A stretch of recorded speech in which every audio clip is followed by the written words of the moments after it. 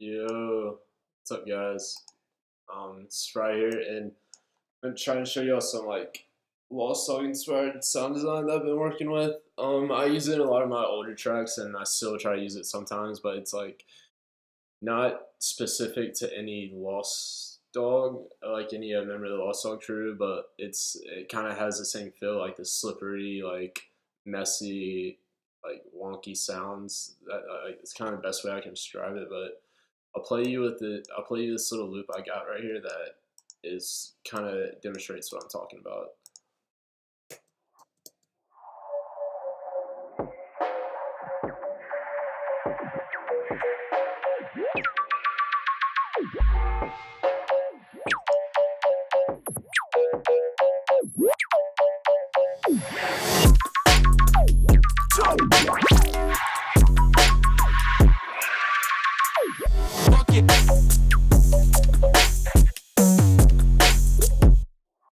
Yep. So this kind of like high pitched beep that you hear, this loop right here,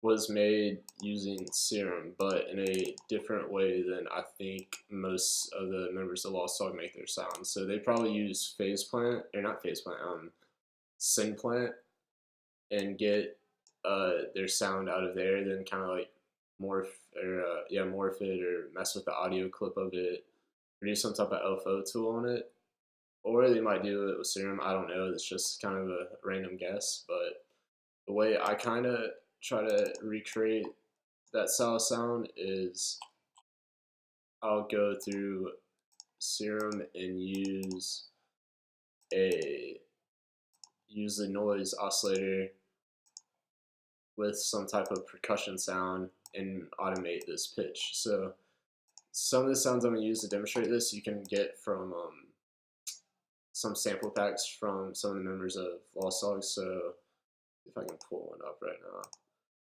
So Vide, yeah. So I think I have this sample pack by him. Then also I think I have all of Milano's sample packs. So I would definitely cop those. I think let me see which sound I used for this main melody up here. I think I used, let me look it up.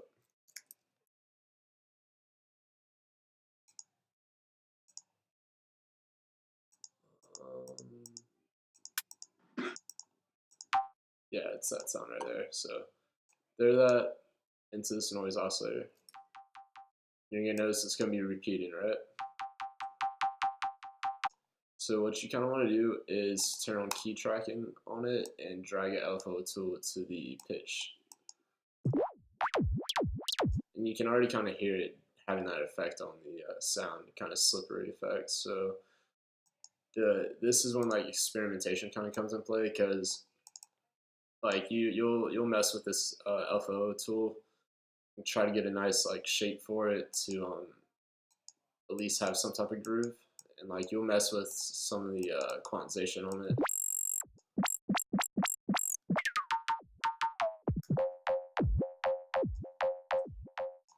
And like to get even more cool effects out of it, like maybe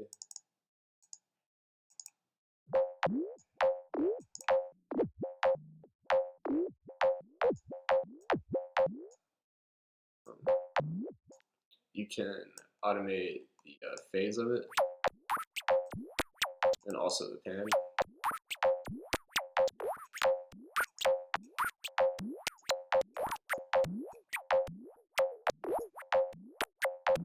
Yeah, so you already get a kind of cool little pattern there. But the problem with this method is that the rhythm's going to change depending on what note you're on. So let me solo this up. So if we drag it higher, it's going to have a higher rate on it.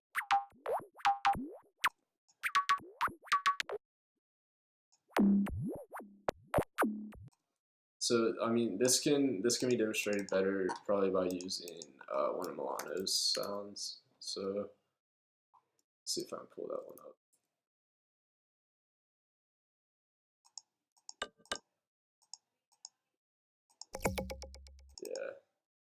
think this one works well.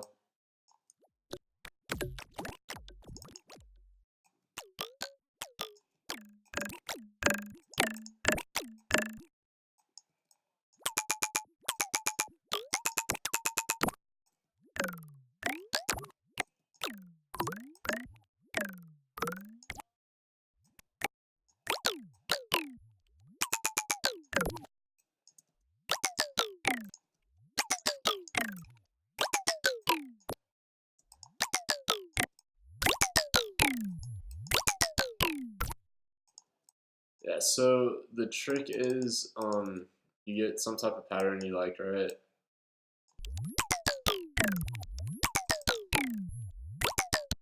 And then you just record that into audio since like it's not gonna really fit with the BPM, but you'll just resample it.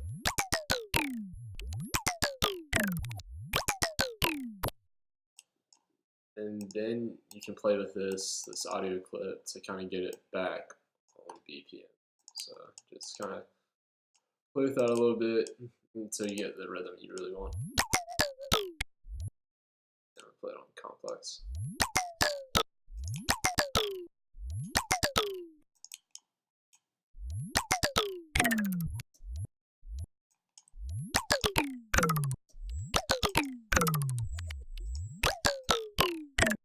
Yeah, and this is honestly all the method is, but you can get some crazy stuff with this just by adding more effects and messing with that LFO tool more and like doing even more post processing. Like for this was the original that I was messing with. Let's see if I play it. Like I'm adding distortion, messing with reverbs, and kind of messing with this pitch a little bit on some of the parts. Then I resampled that and did more post-processing. Vocoder adds a lot more texture to it too. And something I like to do with like these type of sounds is in the preserve transient mode, just kind of cut out some of it to make it more of a pluck. And then like you can go back and obviously use that however you want, but I just kind of toy with the BPM of this to get like a different patterns with it kind of. So one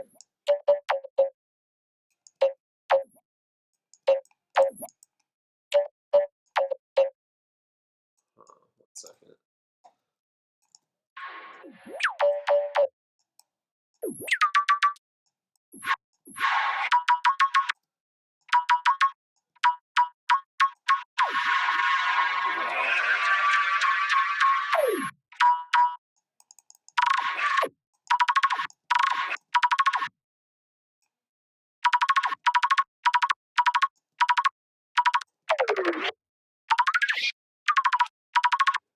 Yeah, you can get some cool stuff just by playing with the time stretch on it, but also I'll bring this pattern on here.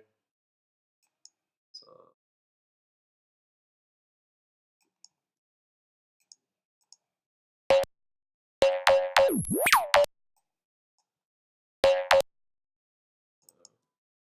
yeah.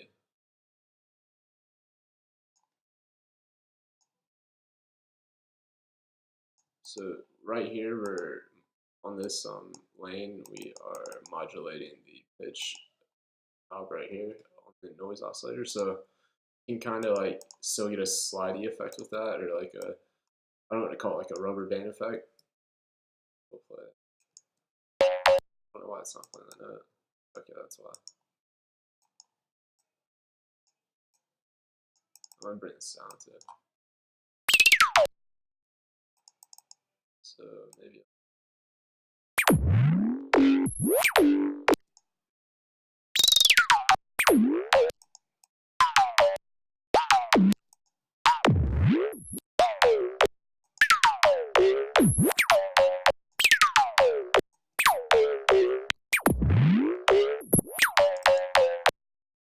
So whatever, like you just gotta toy with it and toy with this kind of range right here too,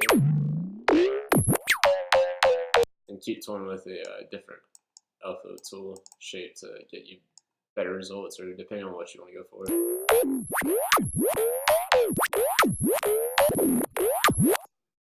Yep. So just kind of a neat thing I like to do. It's easy, super easy to do, and like you get some wild stuff from it, and just like keep resampling yourself. You get cool ideas. Like I literally will just keep throwing stuff in here and see what it sounds like.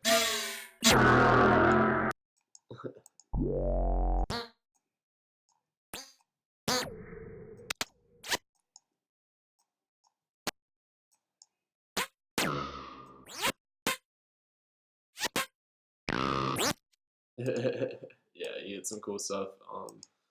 But yeah, I hope y'all liked it. All right, hope y'all learned something. Let me know if y'all want to see more of this. I didn't go into too much detail, but it really is just throwing a sound in, a noise oscillator, and mess with the pitch on it. But yeah, I'm gonna try to go over some drum processing techniques that I learned from people like Chi, and just kind of how to make your kicks fatter, or like how to get like a certain tonality on your snare, and like very noisy type stuff. So I'll try and go over that next video. Right? Peace.